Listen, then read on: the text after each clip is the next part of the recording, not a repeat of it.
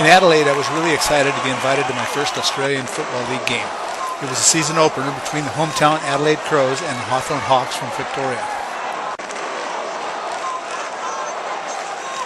Aussie rules football has no resemblance to American football except that there are two teams on the field. To appreciate the sport, I needed to mentally stop making comparisons between the two. Once I did that, my hosts were able to explain the general concept of the game to me.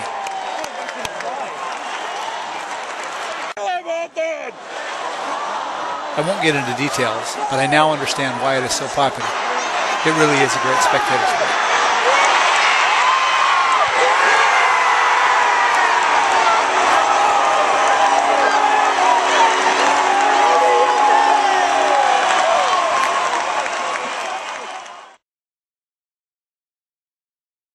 To get back to Adelaide, I had taken the Indian Pacific back across the desert from Perth. In Adelaide, I stayed in a nice hostel and spent 3 days biking the hills around town and exploring more of the city.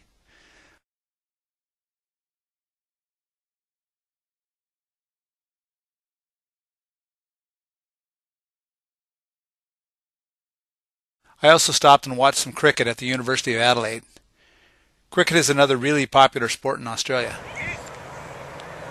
I didn't have the luxury for an interpreter, so this sport is still a mystery to me.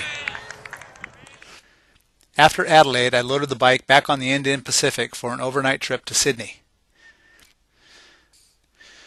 I can't overstate the value of Australian train service in combination with cycling as a great way to see such a large country.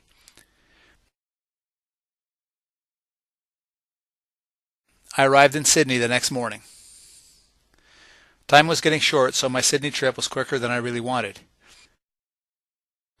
I stayed at the Sydney Central YHA. For anyone thinking of staying at hostels, YHA hostels are consistently nice. After 2 days riding around this town, it's now my favorite Australian city. It would take at least a week or two to really appreciate it. The Maritime Museum was one of my highlights.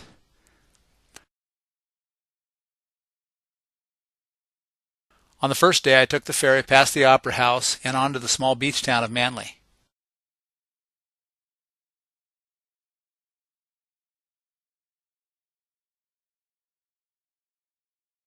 Manly has a really nice beach, and it was interesting to watch a few surf rescue teams practicing.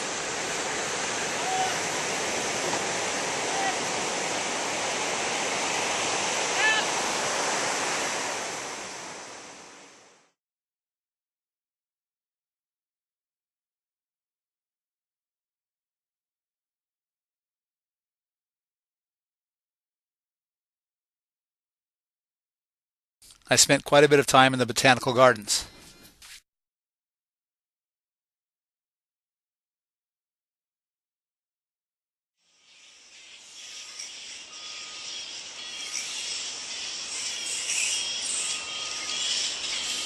That racket you hear are bats that hang in the trees by the thousands.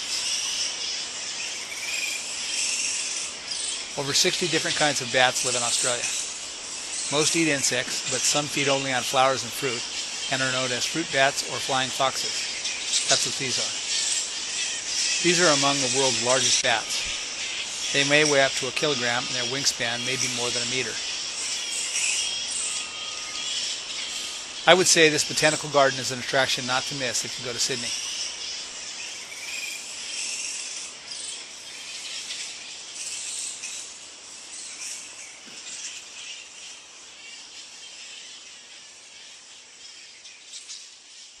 Like I said, my visit to Sydney was way too short.